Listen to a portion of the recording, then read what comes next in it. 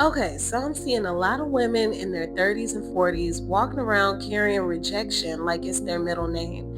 You might be watching all the glow up videos, all the transformations that everybody else is having, but it seems impossible for you. You might feel so beat up, so stressed out from life's challenges that you feel like you just can't get over the hump of making your own transformation. And so you criticize yourself. You call yourself ugly, or you're not smart enough, or you just don't have the time for the self care, for that business, or just prioritizing yourself. Because how can you have a successful future if you don't love yourself? No. In this video, we're going to go over the 4 major blueprints that you might be holding in your nervous system that is holding you back from being your best self. We're going to rewrite the narrative, rewrite the story, and I have a free gem for you, so be sure to watch to the end. Let's get into it. If you don't know who I am, my name is Zeta Monroe.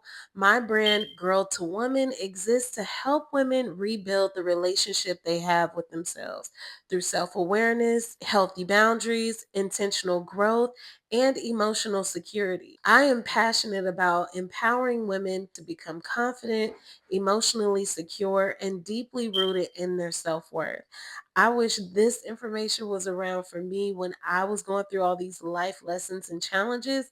And so it is my mission to build a sisterhood, a community where we can learn, heal, practice, and grow. We dive deep on this channel, so if you are here for those conversations, be sure to subscribe. So the first blueprint is conditional love.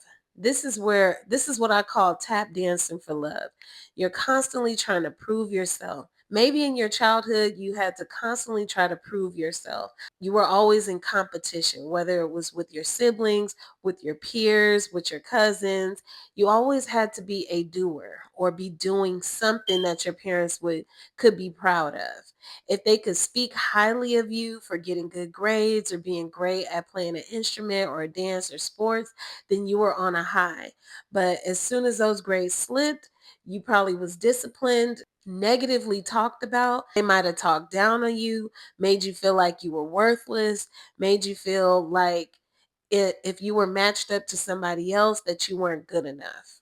Even if everybody else is praising you, everyone else is encouraging you, if it's not your close immediate family or your parents, then it creates this void in your heart, in your soul, and it makes you feel like you're not good enough. The second blueprint is unpredictable conflict. This is what I call my way or the highway type of love. So if your parents came home and they were in a good mood, or if they had a great day at work, then the whole house is happy, there's laughter, there's good food. Everybody is in sync, in harmony. But as soon as there was some type of conflict, let's say you had a bad day at school, or maybe you got a bad grade, your parents were stressed out from work or life or whatever, then could have been punished or talked down to or made to feel like you had to walk on eggshells so that you didn't get in trouble. There probably was no open communication, no open dialogue where you can freely speak your mind or say how you feel. And so in this type of scenario, it causes you to shrink.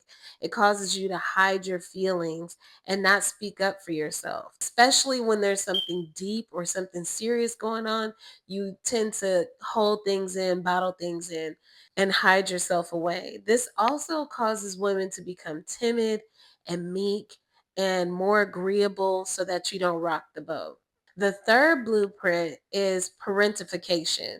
This I call grown energy, where you have to grow up way too fast, probably being the oldest of your siblings or having to take care of a grandparent or your parents.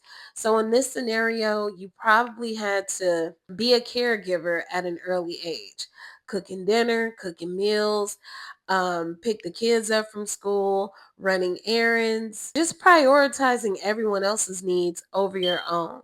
In this scenario, you learn to be the caretaker or the leader of the household, a very strong pillar in the household. So if you had to miss out on certain things that you enjoy, like school dances or proms or hanging out with your friends, or not being able to experience your childhood like you would have liked to, it causes you to have a very strained relationship with yourself because you didn't get to do those things. And the fourth blueprint is social or romantic rejection. I call this being the outsider. So, if growing up you felt like your looks were not conventionally pretty or socially accepted, because that's something that we all want to be approved of, we all want to be accepted by our peers. So, if you experienced any type of rejection from the friends you may have wanted, or being a part of a certain group or organization, or chosen by the guys that you may have liked, if in any cases that you felt like you were the last to get chosen or not really approved of, or if you had features that you felt like were physically awkward, this causes a lot of social anxiety, depression, uncertainty of your self image and your self worth. It also causes you to shrink. And all of these major blueprints, it leaves you people pleasing. It leaves you craving external validation. But now that we know that it's taught, this is where the magic happens. This is where you get to turn it all around. See, as a child, you unwillingly and unknowingly handed over your creative agency. But now that you're an adult, you get to take that power back, honey. So the first exercise I'm going to give you is take out a sheet of paper and a pen and write down what age you were. What is the last age that you were when you still believed in yourself and possibilities were infinite? Go from that point, and I want you to write down what are the things that she used to imagine. Who did she say that she would become?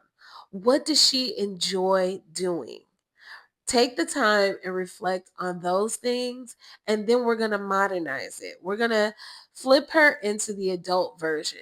I want you to write out who it is that you want to be, what it is that you want to do, and create a bucket list. And there you can go nonstop. You can write as many things as you want, but write out a bucket list of all the things that you want to do, things that you may want to try, foods that you want to try, places where you want to go.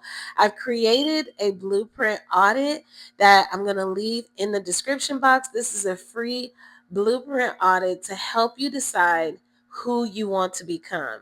I also created a workbook called As I Become the Real Me. Be sure to check that out. It is a modernized workbook for women to help you rediscover yourself, who you are beneath the layers and the hard truths, all the external noise, anything that has been limiting or holding you back. This is a helpful resource to help you dig deep into your soul and help you become the woman that you were already destined to be. You see, it's not about becoming someone new. It's just about being the woman that you were already born to be before all the external noise got in the way. So I am so here for this journey.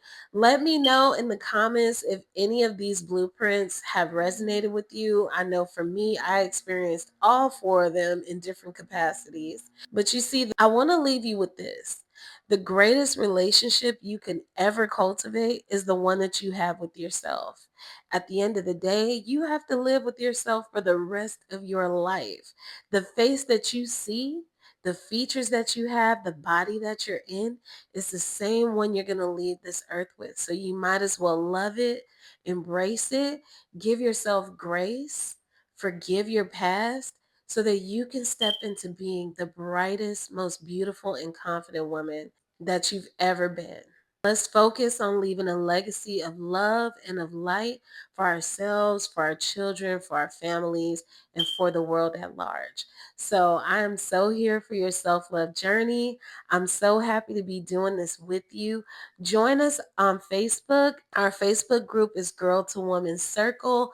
Check out my website, girltowoman.co, where I have some helpful resources on there as well, some ebooks or PDFs that you might be interested in that will also help you along your journey. This brand is still growing, and it's a growing sisterhood, a growing community. And I'm so excited for all of us who are just relearning ourselves and rewriting our story and shifting the narrative of the planet. So, with that being said, stay beautiful, stay lovely, and authentically you. And I will see you guys in the next video. Bye.